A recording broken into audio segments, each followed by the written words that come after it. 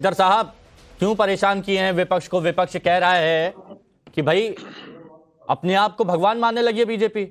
सनातन का विरोध, ये कौन सा मुद्दा उठा रहे हैं?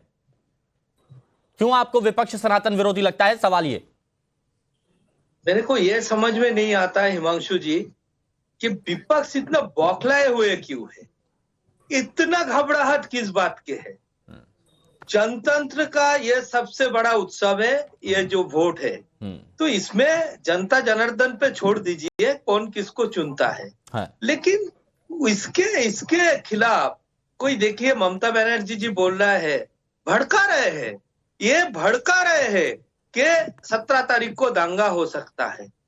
बंगाल का इतिहास गवाह है, जब जब बंगाल में दंगा हुआ तो दंगा किसने शुरू किया था, और उसके बाद जो है सरकार, जब तक ममता बनर्जी जब से आए हैं, सरकार कैसे निश्चुप रहा। अच्छा, एनआईए को हस्तक्षेप करना पड़ा, और एनआईए जब जिसको पकड़ा, जो अरेस्ट किया, पिछले बार रामनवमी का घटना बोल रहा हूं मैं, हावड़ा और कलकत्ता का खिदिरपुर का, उसमें देखा गया है सारे टीएमसी समर्थक है, वो लोग एक्टिव समर्थक है।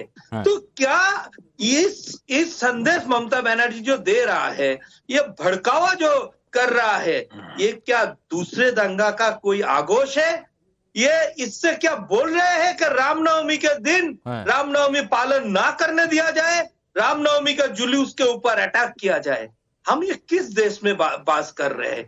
जो मुख्यमंत्री वहां लॉ एंड ऑर्डर का मुखिया है, जो लॉ एंड ऑर्डर वहां पे ठीक रहे वो देखना उसका काम है, वो कभी अच्छा, मतलब आपका ये कहना है कि ये नहीं समझ पा रहे हैं आप कि ममता दीदी सतर्क कर रही हैं या उकसा रही हैं, ये आपका सवाल है। अच्छा, हमारे साथ में नीरज राय साहब हैं, बंगाल की राजनीति को बहुत अच्छे से समझते हैं, राजनीतिक विश्लेषक हैं।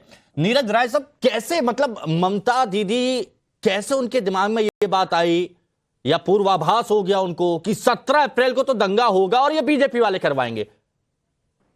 देखिए, बीजेपी जो है हिमांशु भाई, राम को कॉपीराइट बना के चल रही है। अभी भाजपा के प्रवक्ता बोल रहे हैं, आपको याद होगा 2016 से ही भारतीय जनता पार्टी वहां पे अपनी जमीन तलाशने में लगी रही, और जब जब देश के अंदर, बंगाल के अंदर नहीं, देश के अंदर जहां जहां पर भाजपा की सरकार नहीं रही है, वहां पर दंगे कराने का पूरा दायित्व भारतीय जनता पार्टी पे रहा है। और जो भाजपा के प्रवक्ता बैठे हुए हैं, अरे 10 साल हो गए आपको सत्ता में बैठे हुए, और आपसे पहले 3 ही लोग रहे हैं, नेहरू जी रहे हैं, इंदिरा गांधी और मनमोहन सिंह रहे हैं। अब भी आपको राम का ही सहारा लेना पड़ रहा है। देश की जनता धिक्कारती है आप लोगों को। आप प्रमाण पत्र बांटने पे पड़े हुए हैं।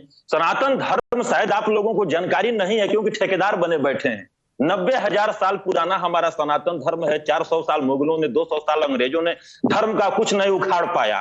तो अब जो आप बोल के जा रहे हैं, यह कौन सा भ्रमित कर रहे हैं? आप गिनाइए ना मोदी जी को कि हमारे मोदी जी ने देश का विकास किया है। विकास पे आपने क्या किया है? डिटेल में, इस पर डिटेल में आप अपनी बात रखिएगा, इसमें डिटेल में बात रखिएगा, सभी मेहमानों से बात करूंगा। लेकिन 17 अप्रैल को दंगा होगा, ऐसा कौन सा खुफिया इनपुट मिल गया है ममता दीदी को, ये बताइए, या फिर ये सिर्फ अनुमान है, ये सिर्फ माहौल बनाने की बात है, ये बताइए। अनुमान नहीं है, अनुमान नहीं है भाई।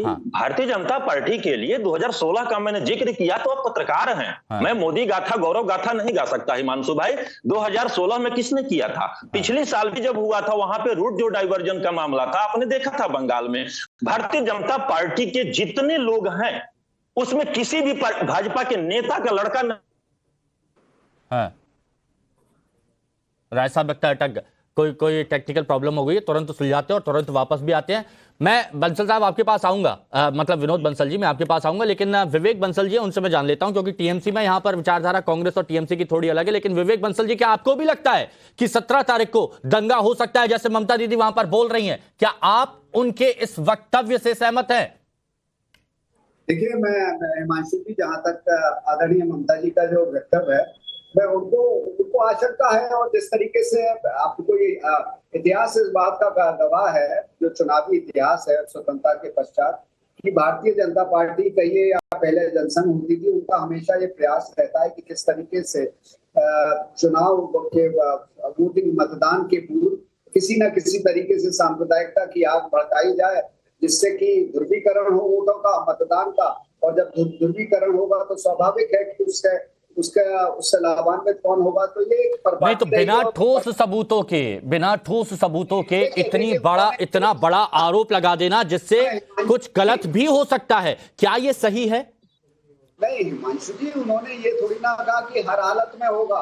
उन्होंने अरे कहा गारंटी दे रही है वो तो 17 अप्रैल को होगा, बता दिया, वो तो बोल रही है 17 को होगा। यानी डेट 24 कैसे घंटे बता की दिया 17 पोलिंग को के होगा? पूर्व, मतदान के पूर्व ये करा सकते हैं जब उन्हें 17 दिखेगा कि- तारीख बकायदा डेट बताई है, डेट मेंशन करी है कि 17 तारीख को होगा। देखिए अब आपने वो 17 तारीख पकड़ ली। नहीं, उनका- नहीं। उनका कहने का- अरे मैं बयान सुनवा देता हूं, उनका बयान है, बंसल साहब बयान है। किसको दिया जा रहा है? उनका कहने का आशय है कि चुनाव से पूर्व भी होता है, 2 दिन पूर्व होता है, अभी तक जो नहीं, इतनी अगर सटीक खुफिया इंटेलिजेंस जानकारी मिली है अगर बंगाल के अधिकारियों की तरफ से या फिर बंगाल के खुफिया तंत्र की तरफ से, तो वो सबके सामने रखना चाहिए ना। अब यहाँ पर लोगों के मन में एक डर नहीं बैठेगा। आसीन है, उनके पास कोई ऐसी इंटेलिजेंस रिपोर्ट आई हो कि इस तरीके से कि ये लोग करा सकते हैं, तो वो भी तो हो सकता है ना। कोई उनके पास सूत्रधार भी तो है, इंटेलिजेंस की रिपोर्ट तो मुख्यमंत्री के पास आती है, तो उसका फीडबैक हो। हाँ, अच्छा ठीक है। अब बंसल जी मुस्कुराए क्यों? एक बंसल जी ने अपना जवाब दिया तो दूसरे बंसल साहब मुस्कुरा गए। विनोद बंसल जी, ये मुस्कुराहट के पीछे की वजह क्या है विनोद जी? हिमांशु जी, मैं समझ नहीं पा रहा हूँ एक्चुअली, जिस पार्टी को बंगाल के अंदर घुसने नहीं दिया, हाँ। वो पार्टी आज दंगाइयों के साथ खड़ी हुई है। बाकायदा वो जो दंगाई दीदी जो है, दंगाइयों की जो दीदी है, जो कि जिहादियों और आतिवादियों और घुसपैठियों के ऊपर पूरी ममता बरसती है, राय साहब आ रहा हूं। उसको उस दीदी ने जिस कांग्रेस को बंगाल के अंदर घुसने नहीं दिया, वो कांग्रेस अब चुप चुप को उसका सहायता क्यों करना चाहती है भाई? सीधे सीधे क्यों नहीं कहते विवेक जी? आप अपने विवेक को कहाँ रखा है, आप मुझे बताइए।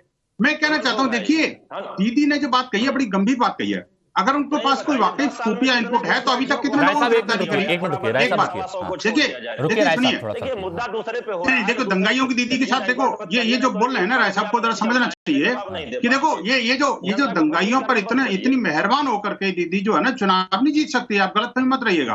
और रामनवमी पर अगर हमला करने की कोई साजिश कर रहा है ना, तो मैं उनको आगाह कर देना चाहता हूँ, ये राम का महोत्सव है, श्री राम महोत्सव चल रहे हैं अभी इस समय। विश्व हिंदू परिषद कल से ही 15 दिन का एक व्यापक श्री राम महोत्सव कार्यक्रम शुरू करने वाला है, और 15 दिन के अंदर पूरे विश्व का जागरण करेंगे, रामत्व का प्रसार करेंगे, रामद्रोहियों को ठिकाने लगाएंगे और उनको सबको ये सबक सिखाएंगे, भैया राम की राह पर आ जाओ, चाहे दीदी हो या दादा हो या भैया हो या भाभी हो। अरे राय साहब थोड़ा सा रुकिए ना, या कोई बड़ा, राय साहब सबसे पहले आपके पास आया था, थोड़ा रुकिए, और भी लोग हैं, रुकिए नीरज राय साहब रुकिए, और भी बहुत सारे लोग हैं आपके पास, फिर आ जाऊंगा। थोड़ा सा संयम, थोड़ा सा संयम। ये नीरज जी को क्या हो गया? ये देखो, मैं तो नहीं बोला था इनके बीच में। नीरज जी क्या हो गया इनको? नीरज जी थोड़ा सा धीरज रख लीजिए, बस थोड़ा सा धीरज। हाँ, कंप्लीट करिए। देखिए हिमांशु जी, मैं ये कहना चाहता हूँ, देखिए नीरज जी राजनीतिक विश्लेषक है, मुझे नहीं पता था कि टीएमसी के भी कोई सगे हैं। हाँ। लेकिन ये कि मैं कहता हूँ सगे भी होंगे तो क्या दिक्कत है? मैं तो सीधे सीधे मेरा किसी राजनीति से कोई लेना देना नहीं है। हाँ। लेकिन मैं कहना चाहता हूँ, अगर मेरे राम के ऊपर कोई हमला करेगा, हाँ। मेरे रामनवमी पर कोई हमला करेगा, मेरे रामनवमी की शोभा यात्राओं को कोई टारगेट करेगा, तो हिंदू समाज को नहीं छोड़ेगा, आप ये समझ लेना। अच्छा।